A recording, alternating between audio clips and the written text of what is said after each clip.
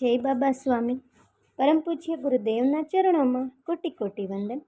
વંદનીય ગુરુમૈયાના ચરણોમાં कोटि कोटि वंदन. हिमालय का समर्पण योग भाग 1. गुरुदेव के शरीर रोम रोम से चैतन्य बहते रहता था. वे जब चलते थे तो उस जमीन पर जहाँ वे पैर रखते थे, उन पत्थरों पर जहाँ वे हाथ रखकर आगे बढ़ते थे, उन जड़ पदार्थों में भी चैतन्य का अनुभव होता था. यह सब क्षणिक सानिध्य का चमत्कार था. कभी कभी लगता था परमात्मा सबको अवसर प्रदान करता है, कोई उस परमात्मा के चैतन्य को पकड़ आता है, कोई नहीं. चैतन्य की बरसते समय हमारा चित्त कहाँ है, उस पर निर्भर होता है.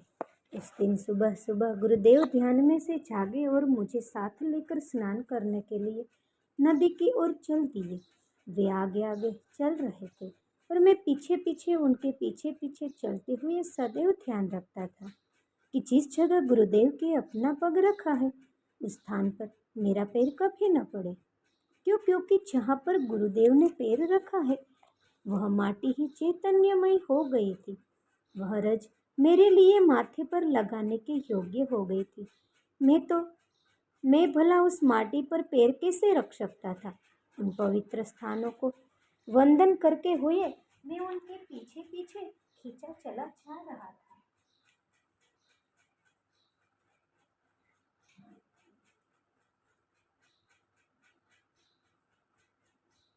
मेरा सारा ध्यान उन स्थानों पर ही रहता जहाँ पर गुरुदेव अपने पैर रखते, और थोड़े अभ्यास के बाद इस प्रकार से उनके पीछे पीछे चलना संभव हो पाया. हम दोनों ने नदी में साथ में ही स्नान किया. मैंने तो किनारे पर ही रहकर स्नान किया, लेकिन गुरुदेव ने गहरे पानी में जाकर स्नान किया. नदी के किनारे छोटे छोटे केकड़े भी घूम रहे थे. शायद अभी हाल में ही उन्होंने जन्म लिया था. वे सब पानी की ओर ही जा रहे थे. गुरुदेव स्नान होने के बाद हमारी पहाड़ी के सामने वाली पहाड़ी की ओर चल दिए. अब ये वहाँ क्यों जा रहे थे यह पूछने की मुझ में हिम्मत नहीं थी. मैं भी उनके पीछे पीछे पहाड़ी की ओर चल दिया. रास्ता था ही नहीं. पत्थर हटाकर और झाड़ियाँ हटाकर पहाड़ की ऊंचाई की ओर चलना पड़ रहा था, यानी रास्ता बनाना पड़ रहा था. लेकिन जैसे जैसे ऊपर की ओर जा रहे थे मेरा चलना कठिन हो जा रहा था. एक तो ऊंचाई बढ़ रही थी और दूसरा मैं बार बार ध्यान में जाने लग गया. इतना चैतन्य सारे पहाड़ पर महसूस हो रहा था. अब हम काफ़ी ऊपर आ गए थे. ऊपर से नदी का दृश्य बहुत अच्छा लग रहा था. सामने वाले पहाड़ को भी देखा जा सकता था. वही इस पहाड़ से काफ़ी छोटा था. उस छोटे पहाड़ पर ही गुरुदेव का कुटीर था, लेकिन इतना घना जंगल था कि कुटीर कहीं भी दिखाई नहीं दे रही थी. हम काफ़ी ऊपर तक आ गए थे, लेकिन इतने अधिक समय में हम चल रहे थे यह पता भी नहीं चला. लेकिन अब सूर्यास्त होने वाला था, यानी हम दिन भर चलकर इस पहाड़ी पर पहुँचे थे. पहाड़ी पर चढ़ने का रास्ता ही नहीं था. बार बार रास्ता बनाकर आगे बढ़ पड़ रहा था. रास्ते में बड़े सुंदर पक्षियों के घोंसले मिले थे. शाम होने के कारण सब पक्षी अपने घोंसले की ओर वापस आ रहे थे. शाम होते होते उस पहाड़ी के उच्च शिखर तक पहुंचने में सफल हो गए थे. उस उच्च शिखर पर जाकर देखा तो एक ओटले के समान सपाट एक बहुत बड़ी शिला थी. उस शिला पर जाकर गुरुदेव बैठ गए और मुझे भी पास बैठने का संकेत दिया और मैं भी बैठ गया. और जैसे ही बैठा उस शिला में से ठंडी लहर मूलाधार चक्र के सहस्त्रार की ओर निकल गई, मानो शरीर में ठंडे चैतन्य का विद्युत प्रवाह की प्रवाहित कर दिया हो. और बाद में लगा पूरे शरीर में से चैतन्य बह रहा हो. सारा शरीर ही चैतन्यमय हो गया है और अपने शरीर का बोध समाप्त हो गया. और अब तो रात हो रही थी और इधर गुरुदेव का शरीर तो सुनहरे दिव्य प्रकाश का पुंज बन रहा था और धीरे धीरे उनका शरीर ही दिखना बंद हो गया. यह सब कैसे हो रहा था, यह मेरे लिए अलग ही अनुभव था. ऐसा अनुभव जीवन में कभी नहीं हुआ था और वह काले पत्थर की शिला बर्फ सी लग रही थी। वह इतनी ठंडी थी, मेरी चेतना धीरे धीरे समाप्त हो रही थी। उस पहाड़ी पर दिन भर चढ़ने की थकान कब दूर हो गई इसका पता भी नहीं चला, और धीरे धीरे मेरी चेतना शक्ति पूर्णतः समाप्त हो रही थी। ऐसा लगा मानो मैं ही समाप्त हो रहा था। मेरे अंदर का मैं पूर्णतः समाप्त हो गया। फिर मैं का अस्तित्व न रहकर वह भी बन गया था, और आगे क्या हुआ वह मालूम नहीं। मैं चेतना खो चुका था। एक सुबह जब जागा तो देखा कि मैं गुरुदेव के साथ उसी बड़ी शिला पर बैठा था। कितने दिन बीत गए पता नहीं था।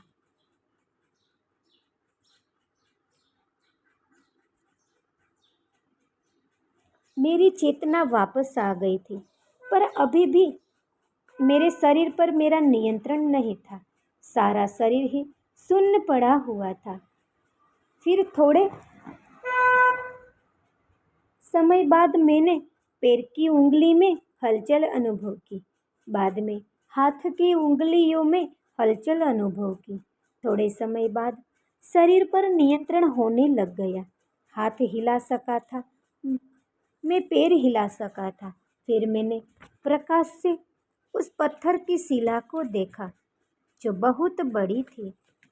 उसका एक भाग एकदम सपाट था और नीचे का भाग भी सपाट था। नीचे का भाग तो पोटली जैसा ही लगता था। इतनी ऊंचाई पर यह शिला कैसे आई होगी, आश्चर्य था। उस पत्थर पर बैठकर नीचे की नदी का नज़ारा देखा जा सकता था। उस पत्थर के आसपास भी घना जंगल था और बड़ी शांत जगह थी। थोड़े समय बाद गुरुदेव ने कहना शुरू किया, इस पत्थर पर बैठकर ही मैंने तपस्या की है, और सालों से यही बैठकर तपस्या कर रहा था। इस स्थान का चुनाव मेरे गुरुदेव ने किया था, और उसी स्थान पर मैं गुरुदेव ने देह त्याग किया था, और इनके देह त्याग के बाद इनका अंतिम संस्कार मैंने यहीं पर किया था, और तभी से मैं इस स्थान के साथ बंध सा गया हूँ। यह स्थान मैं कभी नहीं छोड़ सकता हूँ। तुम्हें मिलने के लिए उस सामने वाली पहाड़ी पर कुटीर बनाई थी, और तुम्हारा वही इंतजार कर रहा था। परमात्मा सभी को समान रूप से पैदा करता है, सभी को आध्यात्मिक उन्नति के समान अवसर प्रदान करता है। कोई आत्मा उस अवसर का लाभ लेती है, कोई नहीं लेती। प्रत्येक आत्मा की मोक्ष प्राप्ति की समान संभावना होती है। तुम्हें और मेरे कई अंतर नहीं है। दोनों के परमात्मा के समान पैदा किया है। कोई श्रेष्ठ आत्मा या कनिष्ठ आत्मा नहीं होती है। यह ठीक वैसा ही है जैसे पानी की बूंद आकाश से गिरते वक्त एक ही समान स्वच्छ व पवित्र होती है। बाद में वह बूंद जिस सानिध्य में आती है उस पर निर्भर है वह कैसा रूप ग्रहण करती है। इसीलिए तुम भी अपने अंदर आत्मविश्वास जागृत करो कि तुम भी मेरे जैसी ध्यान की अवस्था तक पहुंच सकते हो। प्रत्येक आत्मा का मूल स्वरूप परमात्मा ने एक समान निर्माण किया है। प्रत्येक जन्म के साथ सानिध्य का प्रभाव उस आत्मा के साथ जुड़ते जाता है, और उसी प्रभाव पर उसकी यात्रा निर्भर होती है। हम जिस संगत में रहते हैं उस संगत का प्रभाव हम पर पड़ता है। यह भी ठीक वैसा ही है। परमात्मा वह विश्व का संचालन करने वाली शक्ति है जो सारे विश्व का संचालन करती है, और शक्ति का कोई प्रिय या अप्रिय नहीं होता है। इसके लिए सब समान होते हैं। प्रत्येक आत्मा के पास उत्क्रांति की पूरी पूरी संभावनाएं होती है। बस उत्क्रांति हमारे आसपास की सामूहिकता पर ही निर्भर है। हमें कैसी सामूहिकता मिली अब उसी पर निर्भर होता है। आज के वर्षों पहले इसी पत्थर पर बैठकर यही ज्ञान मुझे मेरे गुरुदेव ने दिया था, और इसी ज्ञान के कारण मुझ में आत्मविश्वास जगा कि मैं भी एक दिन गुरु जैसा बन सकता हूँ। आज मैं भी इसी ज्ञान को तुम्हारे इसीलिए दे रहा हूँ कि तुम्हारा भी आत्मविश्वास जागे कि तुम भी मेरे जैसे बन सकते हो। यह ज्ञान देकर मेरे गुरुदेव ने इसी पत्थर पर देहत्याग किया था और उनकी इच्छा थी कि मैं उनके मोक्ष की प्रार्थना कर उनका दाह संस्कार करूं और मैंने उनकी इच्छा अनुसार उनके लिए प्रार्थना की और बाद में मैंने उनका दाह संस्कार किया था। मेरी भी इच्छा है कि जब मैं देह त्याग करूं तो इसी पत्थर पर मेरा दाह संस्कार और तुम ही मेरे लिए प्रार्थना कर मेरा दाह संस्कार करो। गुरुत्व शक्ति है जो विश्व में सकारात्मक रूप में बहती रहती है। व्यक्ति तो उनके माध्यम है, वह समय के अनुसार बदलते रहते हैं। गुरु कभी भी नहीं मरता। गुरु तत्व शिष्य के रूप में सदैव जीवित होता है।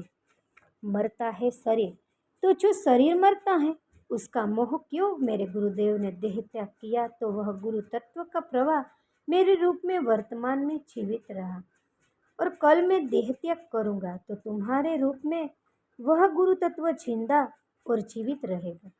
और बाबा, जब तक गुरु तत्व जीवित है तब तक ही विश्व चलता रहे, क्योंकि गुरु तत्व ही सारे विश्व का सकारात्मक संतुलन बनाकर रख रहा है। गुरु तत्व अच्छी चमत्कारात्मक शक्तियों का एक सामूहिक होता है। गुरु तत्व का माध्यम गुरुवर का शरीर होता है। इस गुरु तत्व को पकड़ना कठिन है, पर सदगुरु के शरीर को पकड़ना आसान है। सदगुरु के शरीर को पकड़ने से मेरा आशय वास्तव में उनके शरीर को पकड़ने से नहीं है। इस शरीर के आसपास बने आभामंडल को चित्त से पकड़ने से वह केवल उनके नाम स्मरण से भी संभव होता है। हम सदगुरु का नाम स्मरण भी करेंगे तो उनकी गुरु तत्व की शक्तियों की सामूहिक शक्ति को प्राप्त करेंगे। सदगुरु के पास अपना खुद का कोई अस्तित्व नहीं होता है, वह अपना अस्तित्व खो देते हैं, इसीलिए वह गुरु तत्व का माध्यम बनता है। गुरु तत्व सकारात्मक सामूहिक शक्तियों का प्रवाह होता है। गुरुदेव बोलते बोलते एकदम शांत हो गए और आसमान की ओर देखने लग गए कि क्या देख रहे थे वह समझ में नहीं आ रहा था। मैं पत्थर की विशालता को देख रहा था। इतना विशाल पत्थर इस पहाड़ी के शिखर पर किसने लाया था? क्योंकि यह पहाड़ का पत्थर नहीं लगता था, यह एक सिंहासन जैसा था। इसके एक भाग से टिककर बैठा जा सकता था। पहाड़ी के आसपास के पत्थर हल्के लाल रंग के थे, बस यही पत्थर गहरे काले रंग का था, यानी यह पहाड़ी का तो न था। फिर इतना विशाल ऊंचे शिखर पर कैसे चढ़ाया होगा? सब कल्पना से परे ही लग रहा था। और यह शिखर इतना ऊपर था कि स्वयं को चढ़ने में ही दिन भर लग गया, तो इतने विशाल पत्थर को लेकर कैसे चढ़ सकते हैं? यह 10 हाथियों के आकार का था। आसपास की पहाड़ी पर भी ऐसे काले रंग के पत्थर कहीं नहीं थे। हाँ, काले रंग के पत्थर नदी में थे, लेकिन बहुत छोटे छोटे थे।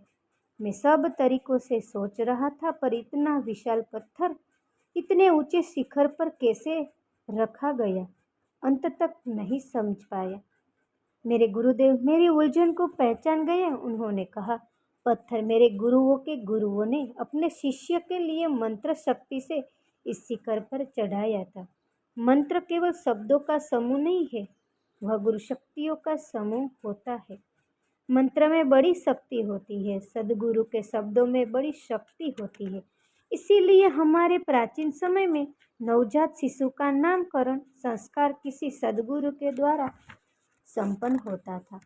सदगुरु उस बच्चे को कोई नाम देते थे और उस नाम देने के बहाने सदगुरु का चित्त उस बालक पर आता था और उनके दिए गए नाम के साथ उनका आशीर्वाद होता था और आशीर्वाद जीवन भर उस बच्चे के साथ रहता था।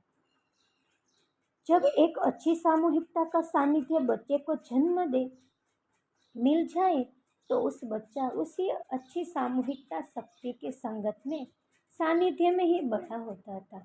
वह सामूहिकता बच्चे को संतुलित करने में बड़ी सहायक होती थी।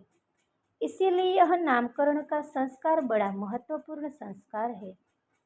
बस आवश्यकता है इसके महत्व को समझकर संपूर्ण आस्था व विश्वास के साथ इसे ग्रहण किया जाए, क्योंकि आस्था व विश्वास ही हमारी ग्रहण करने की क्षमता को विकसित करते हैं। किसी भी गुरु से ज्ञान प्राप्त करने के लिए गुरु पर विश्वास, आस्था बहुत आवश्यक होती है। सद्गुरु उस बच्चे का भविष्य जानते हैं और भविष्य में उस बच्चे के जीवन में घटनाएं होने वाली है वे भी जानते हैं, और उन घटनाओं में इस बच्चे के संतुलित करने की शक्तियों की आवश्यकता है।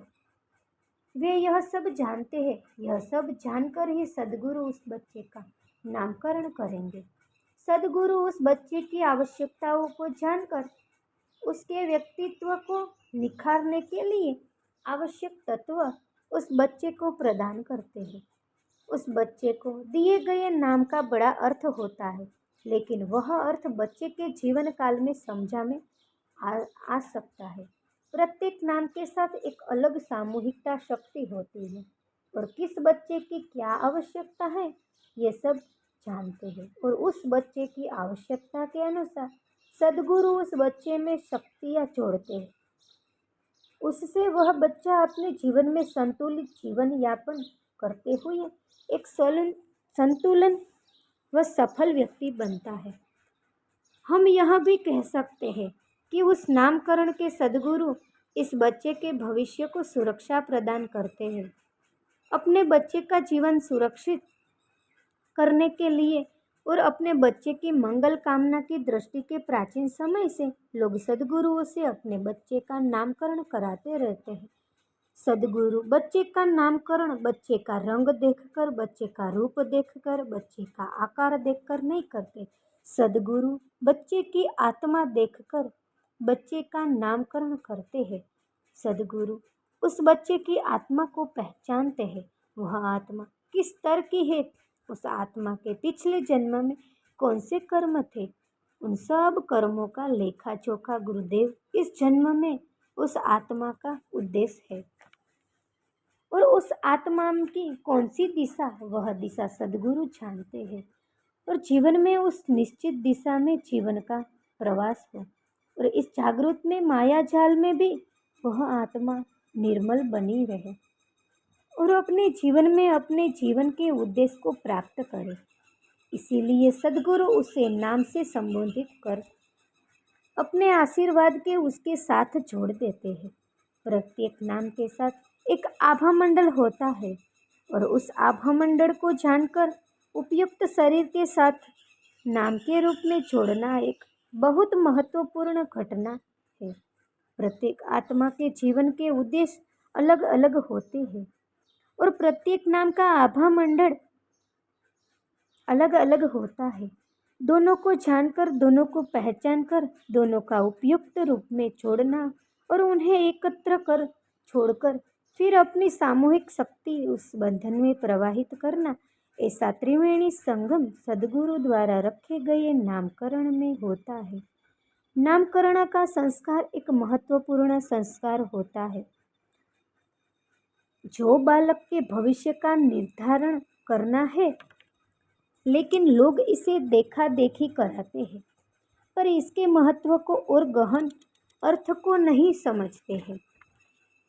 सद्गुरुओं के द्वारा इस प्रकार में नामकरण किए हुए बच्चे अपने जीवन काल में एक सफल और सक्षम व्यक्ति बने हैं। ये बच्चे केवल स्वयं ही संतुलित नहीं हुए, उन्होंने समाज को भी संतुलित करने का कार्य किया है। जिस प्रकार से बगीचे में लगाए गए पौधों को कितना पानी देना चाहिए वह बगीचे का माली पूर्णतः जानता है, और छोटे से पौधे की आवश्यकता के अनुसार माली उस पौधे को पानी देता है, क्योंकि अगर पौधे को आवश्यकता के अनुसार पानी दिया तो ही वह पौधे को जीवन दे सकता है, अन्यथा आवश्यकता से अधिक पानी उस पौधे को दिया तो अधिक पानी से पौधा मर भी सकता है। पौधे के लिए पानी जीवन भी है और मृत्यु का कारण भी है, इसीलिए इस पौधे की पानी की आवश्यकता केवल माली ही जानता है। ठीक इसी प्रकार किस बच्चे को किस शक्ति की, किस संतुलन की आवश्यकता है, यह सद्गुरु ही जानते हैं। और उन शक्तियों के साथ, उस सकारात्मक ऊर्जा के साथ उस बच्चे को जोड़ देता है। सद्गुरु भी विश्व चेतना से संपर्क करके ही उस बच्चे का भविष्य जानता है और उसी के अनुसार उसे नाम प्रदान करते हैं। कई बार कुछ माता पिताओं के द्वारा रखे गए गलत नाम के कारण ही बच्चे का जीवन बर्बाद हो जाता है, क्योंकि वे उचित शरीर को उचित नाम के साथ नहीं जोड़ पाते हैं। क्योंकि बच्चे को गलत नाम देने से बच्चे के साथ गलत नाम का आभामंडल जुड़ गया और गलत आभामंडल जुड़ जाने से गलत प्रभाव का निर्माण हो गया और इसका नुकसान बच्चे को अपने जीवन में भोगना पड़ सकता है।